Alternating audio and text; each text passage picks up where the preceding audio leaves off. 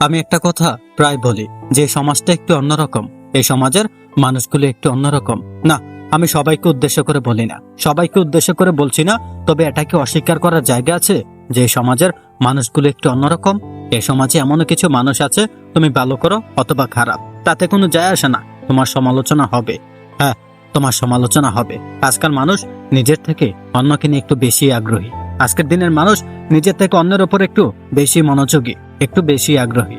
না, এমনটা নয় যে সে তোমার ভালো চায়, আসলে সে একটু মজা নিতে চায়। সেটা হতে পারে তোমার প্রতিবেশী, তোমার গ্রামবাসী, তোমার এলাকাবাসী, তোমার বন্ধু, তোমার আত্মীয় স্বজন, তোমার আপনজন, কোনো প্রিয়জন। দেখবে অনেক সময় তোমার প্রতিবেশী, তোমার কোনো আত্মীয় স্বজন তোমার উপর একটু বেশি আগ্রহী হয়ে যায়, বিশেষ করে যদি তুমি কোনো ফেল করে থাকো, যদি কোনো রিজেকশনের শিকার হয়ে থাকো, তাহলে তুমি এটা অনেক বেশি ফিল করবে। এক ধরনের মানুষ বিএনপিসি করতে একটু বেশি পছন্দ করে। হ্যাঁ, বিএনপিসি করতে একটু বেশি পছন্দ করে, পরনিন্দা পরচর্চা করতে একটু বেশি পছন্দ করে। তাদের থেকে নিজের দূরত্ব বজায় রাখো, তাদের থেকে নিজের দূরত্ব বজায় রাখার চেষ্টা করো। না, এমনটা নয় যে তুমি খারাপ কিছু করেছো, তুমি অপরাধ কিছু করেছো, অন্যায় কিছু করেছো, তার জন্য তোমার সমালোচনা হচ্ছে, তার জন্য তোমাকে নিয়ে চর্চা করা হচ্ছে, তাহলে তাহলে তো কোনো সমস্যা নেই, তাহলে তো কোনো অসুবিধা ছিল না। কিন্তু যারা তোমাকে নিয়ে পরনিন্দা পরচর্চা করে, তাদের কাছে কোনো যায় আসে না তুমি ভালো হও অথবা খারাপ, তোমার কাজটা ভালো নাকি খারাপ। তাই তো তোমাকে বলি, এদের থেকে নিজের দূরত্ব বজায় রাখো, এদের থেকে নিজের দূরত্ব বজায় রাখার চেষ্টা করো। গতকালও মানুষ তোমাকে নিয়ে চর্চা করতো, সমালোচনা করতো, আজও করছে এবং আগামীতেও করবে। হ্যাঁ, আগামীতেও করবে। তাই তোমার কাজ একটাই, এড়িয়ে চলা, ইগনোর করা।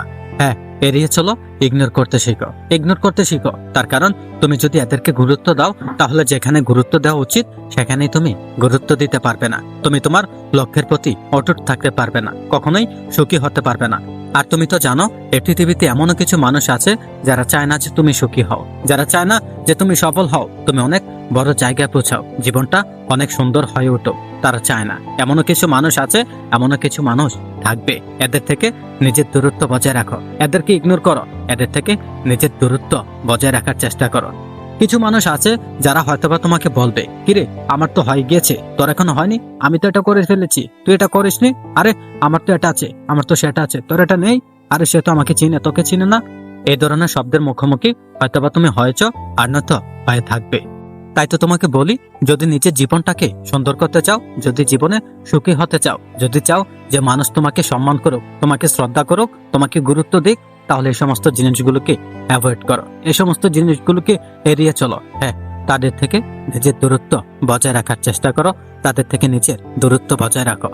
হ্যাঁ, যারা পরনিন্দা পরচর্চা করে, তাদের থেকে নিজের দূরত্ব বজায় রাখো। মনে রেখো, এই পৃথিবীটা একটু অন্যরকম, এই পৃথিবীর মানুষগুলো একটু অন্যরকম। তবে না, আমি সবার কথা বলছি না, তবে কিছু মানুষ তো আছে তোমার ভালো চায় না, যারা পরনিন্দা পরচর্চা করতে একটু বেশি পছন্দ করে। এমন কিছু মানুষ তো আছে যারা চায় না যে তুমি অনেক ভালো জায়গায় পৌঁছাও। এমন কিছু মানুষ আছে যারা তোমার কাজটা ভালো হোক অথবা খারাপ, তারা চায় না যে তুমি কোনোভাবে তাদের উপরে চলে যাও।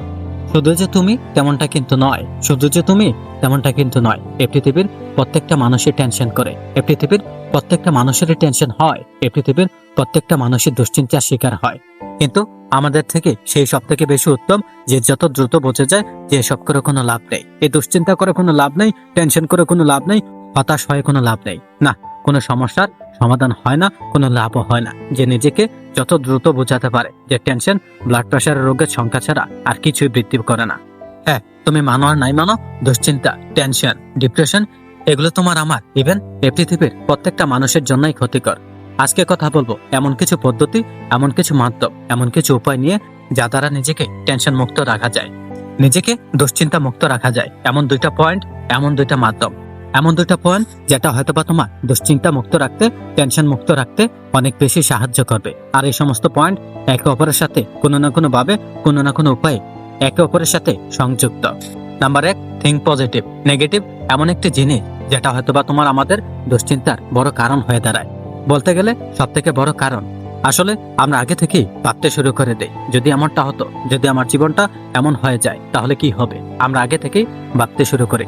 আমরা ভাবি যদি আমি না পারি, যদি আমি হারে যাই, যদি সে রাজি না হয়, যদি এমনটা হয় তেমনটা হয়। এই সমস্ত চিন্তা আমাদের টেনশন ছাড়া আর কিছুই দেয় না। পজিটিভ মানুষকে টেনশন মুক্ত রাখার অনেক বেশি সাহায্য করে।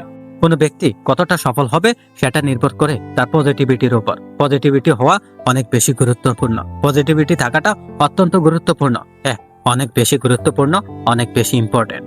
যখন তুমি ভাববে, যখন তুমি বিশ্বাস করবে যে আমার দ্বারাই সম্ভব, আমি পারবো, এই চিন্তাটাই তোমাকে টেনশন মুক্ত রাখবে। নাম্বার 2, অতিরিক্ত কোনো কিছু না ভেবেই শুরু করা। আমরা কি করি, কোনো কিছু কাজের শুরুতে প্ল্যানিং করে ফেলি, অতিরিক্ত চিন্তা করি আমাদের সাথে এমনটা হলে কি হবে।